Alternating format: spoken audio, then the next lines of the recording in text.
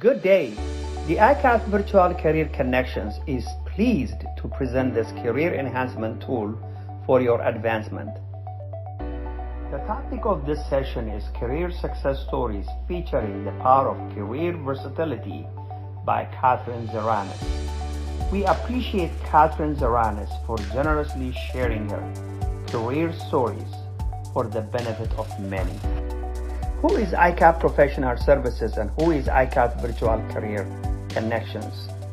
ICAP Professional Services is a social enterprise with the purpose of creating jobs in our community by enhancing employability and strengthening job creators. For more information about ICAP, please visit our website at www.icap.net. Let's give you a bird's eye view of the full range of ICAP programs. ICAP is the home of virtual career connections, enhancing employability anytime, anywhere. Community career promoter, promoting you to the next level. International circle, building your proficiency in English, technology, and social enterprise. Creative Genius Apprenticeship, elevating you to lead innovation. For more information about these programs, please visit www.icap.net and look for a special link for each program. In Career Success Stories, our guests address the following career questions. Question number 1. What are the best insightful career tips that you received from others? Question number 2. What are career lessons that you learned the hard way?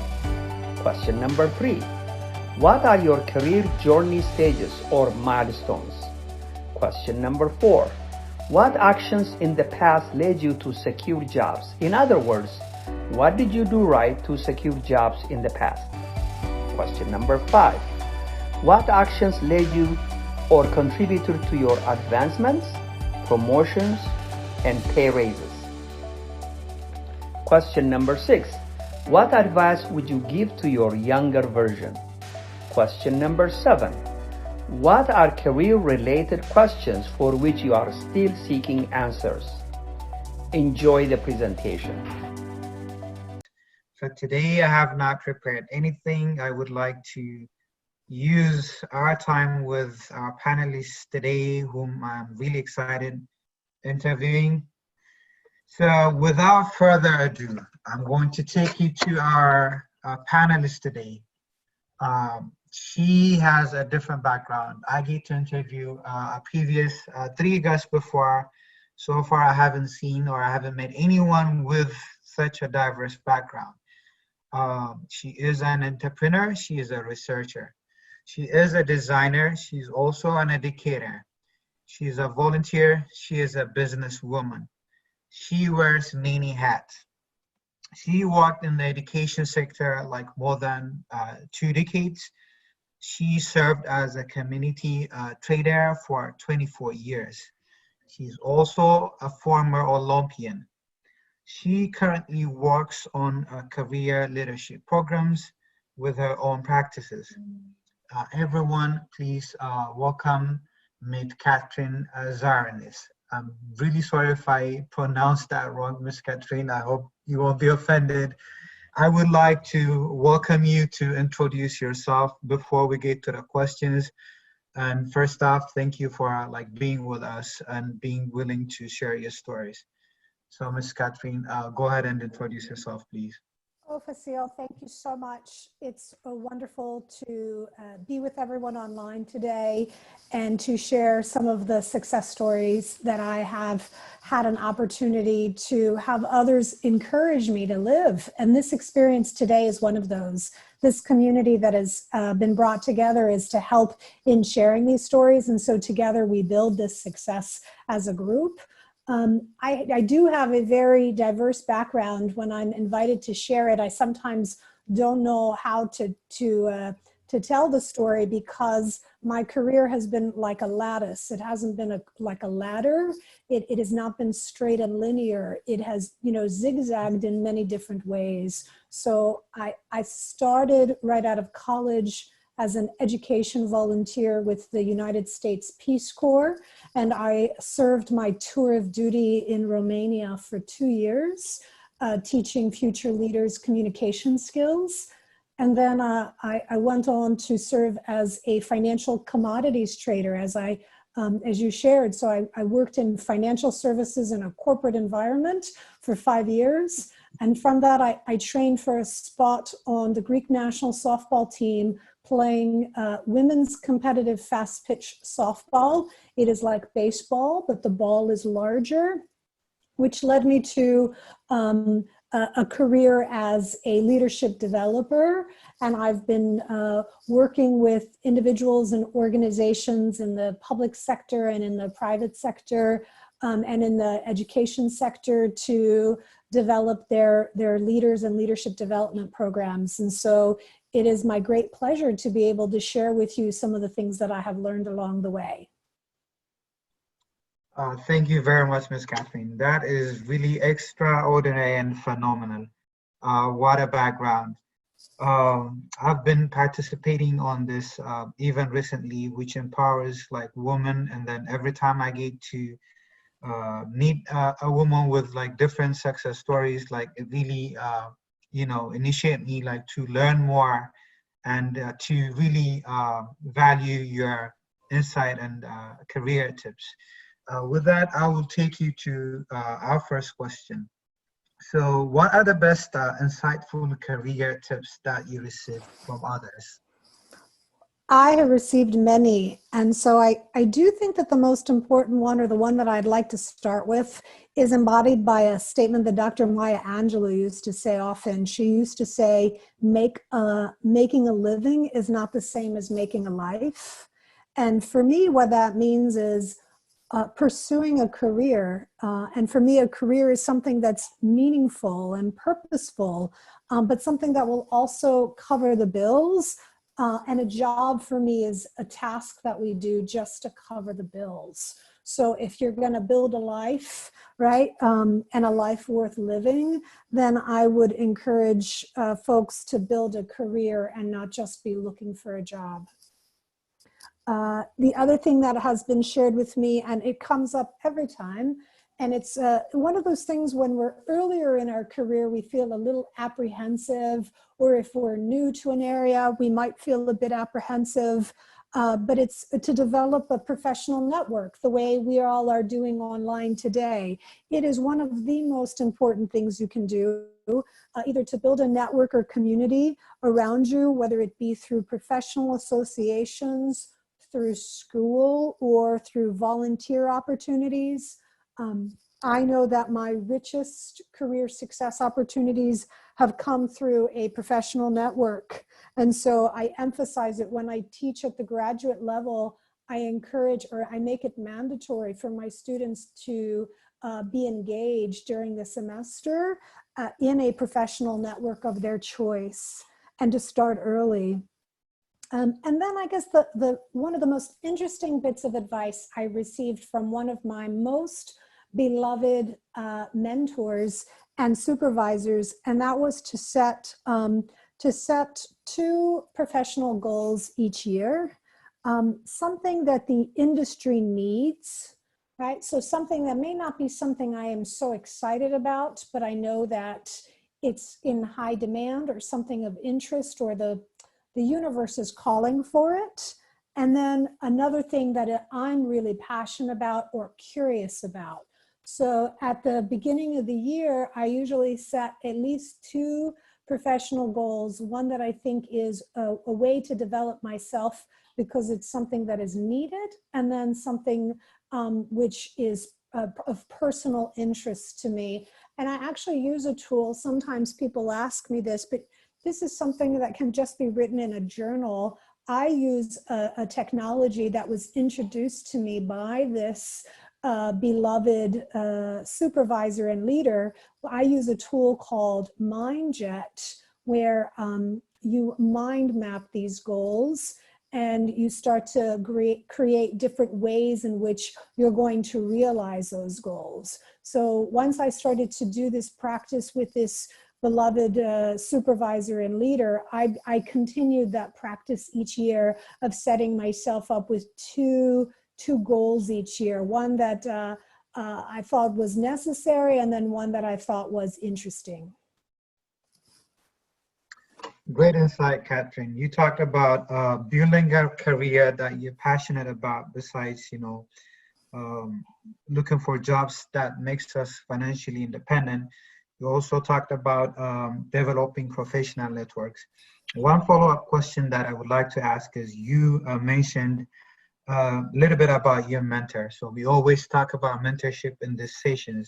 So how important is mentorship? And for those of individuals that are seeking mentors, like, how do you get those mentors? How can you reach out? Like, is there any tips you can give us on that? Sure. It's interesting because first I'm going to define how I use the word mentor. So a mentor for me, the way I use it, is somebody that has done something professionally that I'm aspiring to do, right? So they have walked in those shoes before, and they can provide advice to me, right, around what they did, or they can introduce me to other people in the field that have done that. And that's different than what I call a career coach. A career coach is somebody who helps me, for instance, work the plan, so the goals that I set for the year. They may be somebody who helps me to reach daily or weekly or monthly goals, or help me figure out what's getting in the way. So a mentor to me is a little different than a career coach, and both are necessary, but the mentor is different, and we oftentimes need several mentors, and we need different kinds of mentors, and we need different kinds of mentors at different periods in our career. So in some instances, when I first started my Peace Corps service, I was the second youngest person in my group. There were 36 of us, and many of the other volunteers had had very large, lengthy and robust careers.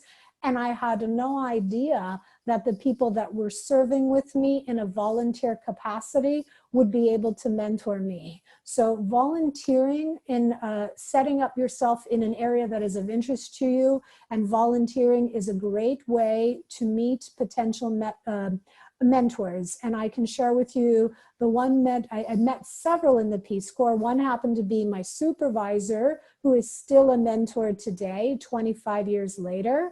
And then the next was a peer that was 12 years older than me at the time, who had gone through stages and helped me prepare my resume and interview for my first corporate job after Peace Corps. And when she looked at my resume and rewrote it, she helped me to rewrite it and retell the story, because I didn't know how to. I didn't know how to present the skills that I developed when I was volunteering in such a way that would be understood and meaningful by a corporate employer, because I had never worked in a corporate environment. And when I looked at my resume after we were done, I said to her, "Is this me?" And she says, "Well, yes." And I said, "Wow, I like this person," right? But I didn't see it because I hadn't had that experience. So I'm sharing this story to show you, if you haven't been to that next level, you don't know what you need. So finding somebody who can help you, who has done that already, can translate the need into the next step. So volunteering is one great way. And I've experienced this many times. Throughout, I volunteered to serve as a local president of a professional association. And without much information about the association, I just knew that they were in need, and it seemed to me that I could do it. And I'm still receiving mentorship from that volunteer opportunity 10 years ago. So when I'll get stuck on another level, I'll reach out to folks who I was introduced to when I was volunteering. So that is a huge way. And then going to school, I know that when I went back to get my master's degree, I have several of my classmates who will reach out to me and say, "Hey, Catherine, I know you have had this experience before. I'm looking to get into this experience. Would you be willing to mentor me on how to transition from teaching K through 12 to entering in a training profession in a corporate environment?" So it's having the, putting yourself out there and making a request when you know that that person has had an experience that you're looking to do. Thank you very much, Catherine, for that reply. And most of all, thank you for clarifying the gray area between mentorship and career coaching, because these days, like, it gets to be mixed up a lot. With that, I will take you to the second question. So our careers are like full of lessons, like on a daily basis, on a yearly basis, like we all learn like things throughout our career. My question to you is, what are the career lessons that you learned the hard way? This list is so long. It was so hard to narrow it down. I think all of us, you know, the hard way, or the things where we have had some failure, are the lessons that we've learned. We've had the greatest opportunities to learn. And I think the thing that I learned in my 20s, early in my career, because, you know, you have your whole career ahead of you, I didn't learn to have a backup plan. I didn't learn to have a plan B, because you don't know. It's the first time you're trying something. So you say, okay, of course this is going to happen. And so you don't know that, you know, you have this intention, but the universe has another plan, right? And so even though you're trying, you might need to have a plan B or a backup plan, just in case your plan A doesn't work out quite in the way that you had imagined. And so I've experienced, and sometimes, you know, when you don't get the lesson right the first time, as Oprah Winfrey says, the universe brings it back to you until you learn it, right? So for me, the having a backup plan, when I decided to train for a spot on the Olympic team, I didn't really even think about what I would be doing after this. It's not as though I was going to have a job playing softball, but I was so focused on the goal, I didn't think about, okay, what's the plan B, or what's the plan after that, right?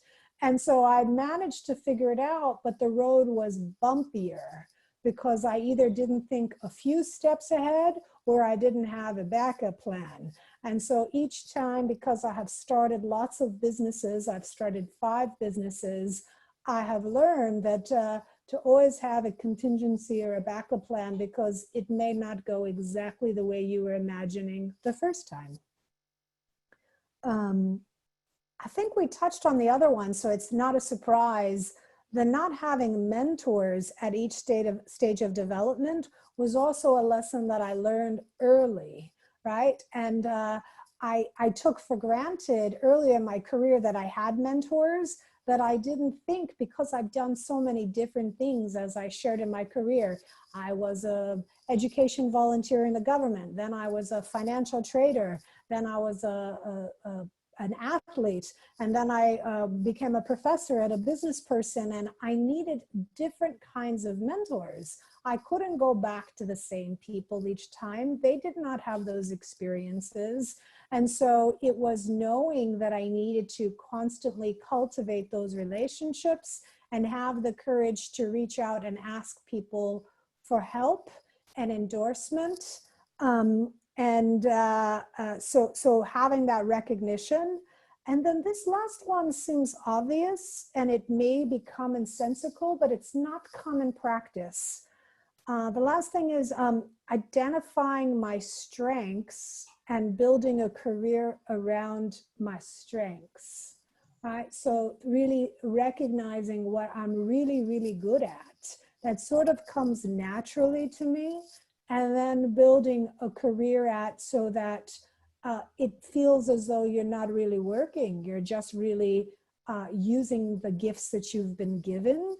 And it wasn't obvious to me. This didn't really, I learned the hard way. I thought I needed to be working on my weaknesses so that they wouldn't be exposed, and that, you know, somehow I needed to be challenging myself. And the areas where you're going to get the greatest leverage in your career. So, and I'll define leverage as low effort, high impact. So the areas where you're going to get the highest career leverage is when you're operating out of your strengths, not your weaknesses.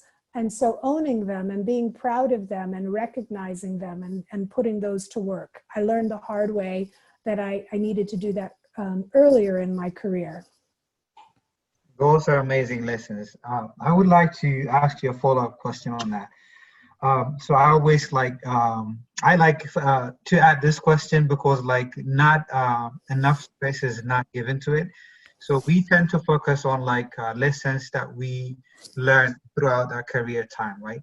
So are there any lessons that or like values that you have to unlearn as well?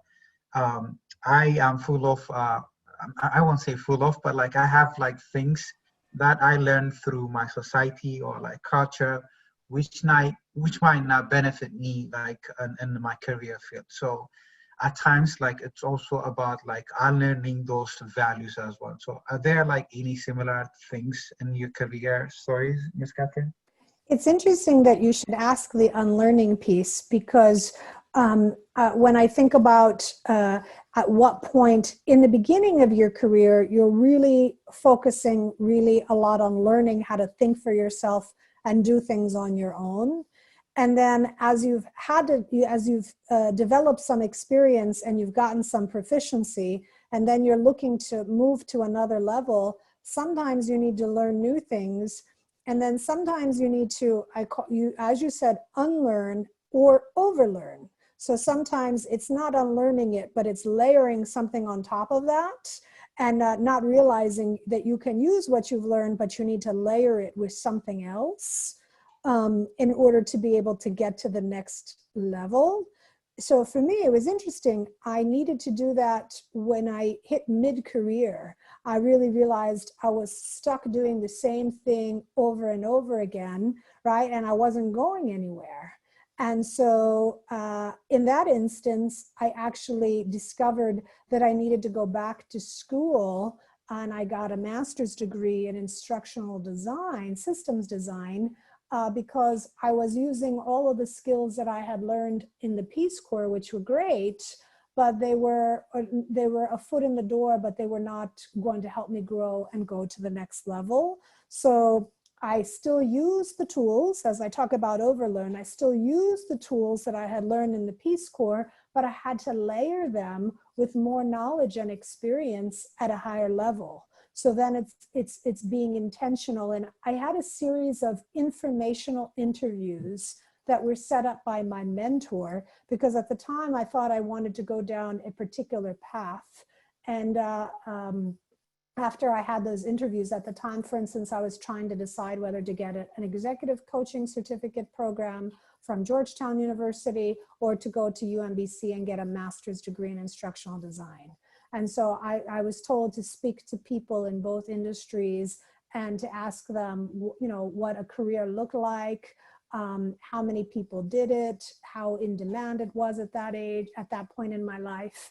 And so by having a series of informational interviews that were set up by some of my mentors, I was able to make the path that helped me then figure out how to overlearn, right, what I had learned previously. But many times we can't do it ourselves. We either have to speak to somebody that helps us share their story, or a coach has to reflect that back to us, because sometimes it isn't obvious to us, right? That we don't know that we need to either unlearn something or overlearn something or learn something new. So it's through a peer network. That's why networking is important, and having a mentor is important, and having a coach is important, because sometimes we're in our story and we don't see it, and somebody has to hold up a mirror to us, right? So we know that we need to make a change, like change an outfit if it doesn't look right. So you have to make a change because you're either thinking about something or working in a particular way, and you do need to work in a different way. Awesome. So mindful of the time that I'm left with, I'm going to take you to the next question. Mm-hmm. What are your career milestones? Have they changed through the years, or like, is it something like you update or like come up with a new one? So if you can talk about your career milestones, Ms. Katrin. It's interesting because I didn't set milestones when I was younger. And then I wondered why it took me so long to get somewhere. So I know that earlier in my career, I didn't realize I was, as I was saying, learning how to think and do on my own, right? And I didn't realize that this middle piece of learning how to learn new things and unlearn things and overlearn things, and then eventually how to lead other people and develop other people, I didn't do it with intentionality. But now as I'm entering, a pre-next stage, I think about it as early, mid, and then senior, and then you're preparing then maybe for either a retirement or semi-retirement. I'm more intentional about thinking about what I want out of the next 5 or 10 years of my life. I'll think about it in decades. And then I try to work backwards, right? If I want to get to this point in 5 or 10 years, what are the things, and I don't make huge lists. It's sort of like, what are the 3 to 5 key things that need to happen for me to get from this point to this point, right? And so I'll give an example of that right now. I started my practice in 2012. I thought I would be just operating the entity from my house as a solopreneur, but now opportunities have grown and I realize, oh, I'm actually building a business here, a larger business than I realized. So it was a matter of creating a business plan and a strategic plan and then sharing it with my team because it involved more people than just myself.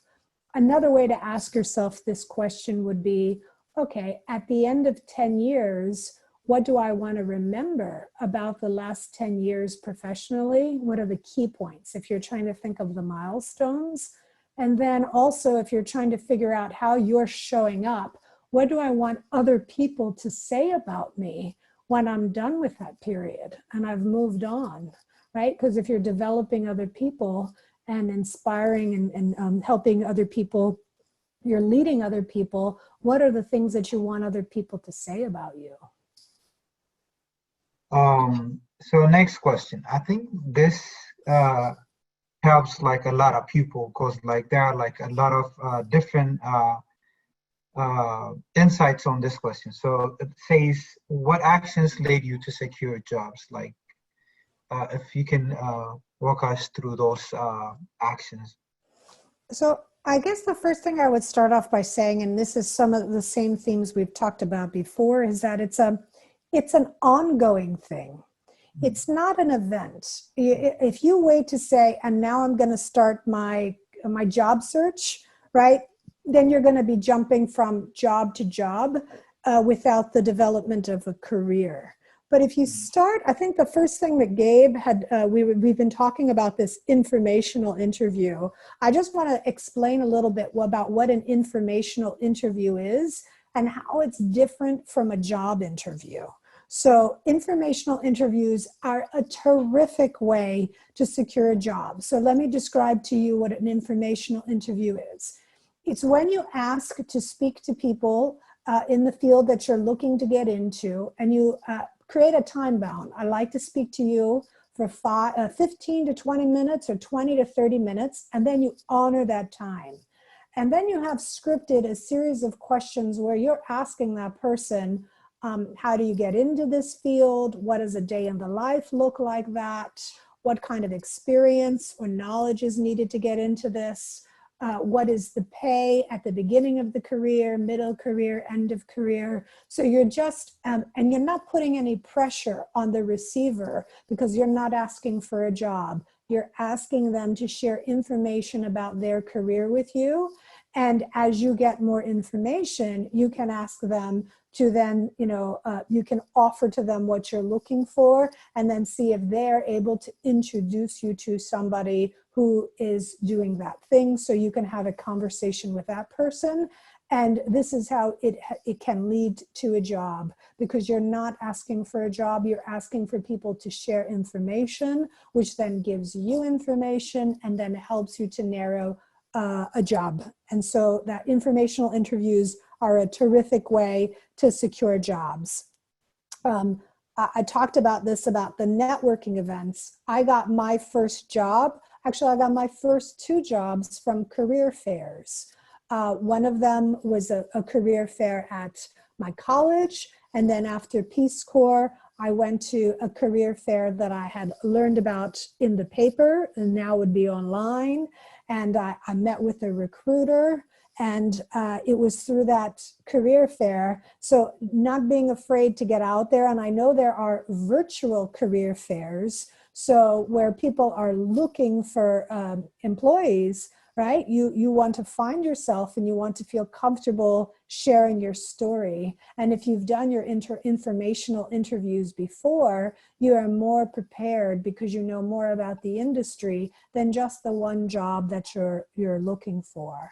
The other thing is to do research. So at the industry level and then at the company level or organization level.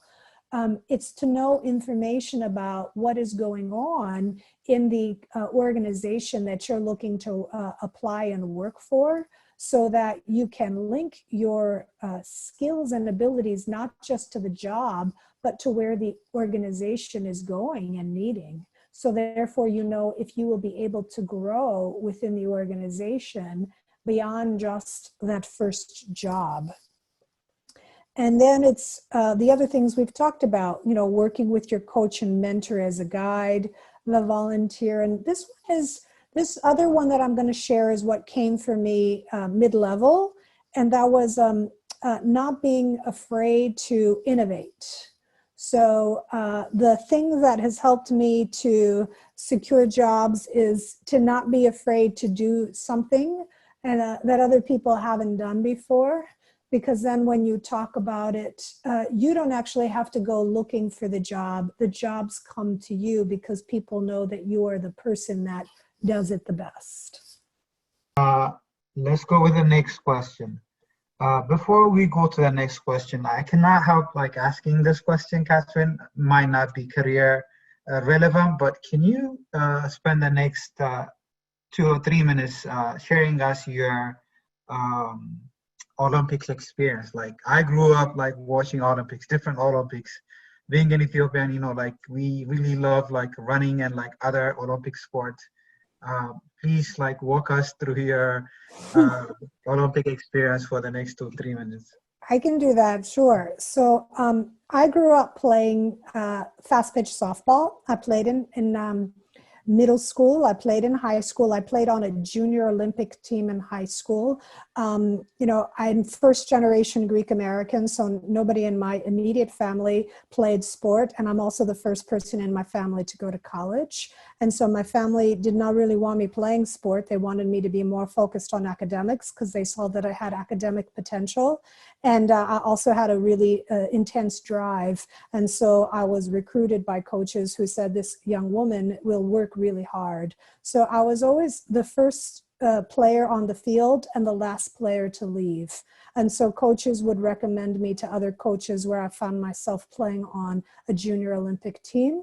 And because of sport, I was then recruited to apply to a small private liberal arts college where I studied my undergraduate degree, but I got recruited. And the coach that recruited me, I didn't know, had played internationally in international contests. And he had played and won several awards. He was actually inducted in the Hall of Fame for the sport. So I was really being coached by incredible individuals that had played internationally and were setting me up. As I was returning from Romania, I learned that the country of Greece had won the 2004 Olympics. And my boyfriend, who's my husband now at the time, had said, "You're the only Greek woman that I know that plays this sport. I think you need to try." And I said, "Are you kidding me? I have to go start my career." So I did not listen to him. And I went on and became the commodities trader that I talked about. And I started to receive phone calls from friends and family who were hearing about the Greek team trying to field a global team because they didn't have players in the country. And so after several attempts to say no, I finally made a phone call to find out how it was being organized. And then when I learned who was organizing it and how it was being organized, I decided to train while I was still working. So I would wake up early in the morning on my lunch break, and after work, I was training for a spot. And then I got to a point where I realized that it wasn't going to be sufficient to get me an Olympic spot, that I needed to be training 7 to 8 hours a day, at least 6 days a week, to get into the physical shape, the mental shape, and the emotional shape to compete at that Olympic level. So a few things that I will talk about this experience. If you're just looking to make the top 10 or 15% in a field, you compare yourself to other people and you try to get better than the person next to you. When you're trying to compete at an elite level, you are no longer benchmarking next to the person next to you. You have to determine your own personal goals, daily goals, and try to make yourself better than the day before. Not by the person next to you, but yourself. And I learned this lesson because when I was invited for my Olympic tryout, I was told to find other players that had played in the Olympics whom I could train with and who I could speak with. And there was nobody on the East Coast that had tried for an Olympic spot in this sport. Everyone had played in California. And if you had not played in California, you were not even invited for a tryout. So I was told by my coaches, stop comparing yourself to anybody regionally or even on the entire coast, because nobody has played at that level and you are going to think that you're advancing when you're not. So you need to set your own personal standard and try to achieve new goals and new standards on a personal level. And that is what I did. And that is also what I tell people. When I was nominated to be president, I told my team, I might look to see what is going on, but then we decide what our goals are, and then we try to improve each and every time as individuals and as a group to get better than where we were before. What a fascinating story. I really believe that we learn a lot from that commitment, hard work, and passion. We've also talked about like comparing, as you've heard earlier, like I mentioned a book written by Jeshiri, Think Like a Monk. He talks about this 3 cancerous things to a person, which are like comparing, criticizing, and complaining. So it's funny how you mentioned it. We tend to fail and fail beyond like our standards by comparing ourselves with others. So you gave us a lot of like important insights, and I really thank you for that. My next question is, what actions on your part led you to achievements or promotions? Courage. I think, and this is especially to the women that are on the line, but not only to women, people are afraid to ask. They're afraid to ask for help. They're afraid to ask for money. They're afraid to ask for endorsements because they're afraid to hear rejection. Okay? So first and foremost, it's having the courage to ask, because if you don't ask, people aren't going to give it to you. They're just not going to recognize your hard work and say, oh, because of all of this hard work, we now give you this. We think it works this way, but it doesn't. So if you're afraid to do it, you should practice making the ask with somebody whom you trust, right? So that you can get accustomed to the resistance or the no, or having the courage to be able to say it. One way to be able to do that is to have done your research. So documenting your successes and not being shy about sharing those successes when you are going to ask for a raise or a promotion or an advancement. When I was a commodities trader, I was the only female on the desk. And I always felt like I was working harder because every woman was looking at me like, I hope this person is not going to be not performing. She's the only woman. And even though I was producing more than everyone else, I always wasn't making as much as others until I figured out that women on average ask for promotion 4 times a year. Men will ask 16 times. So part of this differential is because they have the courage to keep asking, whereas women wait until somebody invites them to showcase their successes. So you need to advocate for yourself. You need to share your successes. You need to form coalition to have other people sharing your successes. And then you need to ask for your worth. You need to have the courage to ask for it. That is another great insight. Knowing your worth and being courageous is something we all can implement in our career path. I would forward my last question. So my last questions to you is, what advice would you give to the younger version of yourself? There are a few things. The first thing is to listen and believe in yourself. You know, when I was first training for a spot on the team, I didn't actually see myself on that stage. I didn't believe I could do this. So if you don't believe in yourself, no one else is going to believe in you. So you need to have the courage to believe that you belong to be there. You have to prepare to have the confidence to be there, but then you have to actually visualize and see yourself doing this. So really believing and committing yourself to it is one thing. The other one is, I talked about recognizing what your own values are and what's important to you, and then living in your truth. I would often find that I was most unhappy in my career when I wasn't living in my truth. So the way I keep myself honest is to keep a daily journal.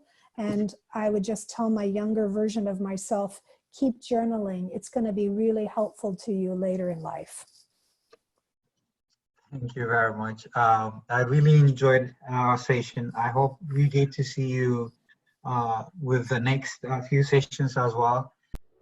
Thank you for taking the time to watch these career success stories. More career resources are available at this channel. We greatly appreciate receiving your feedback in the comment section for our future improvement. Make it a fantastic day.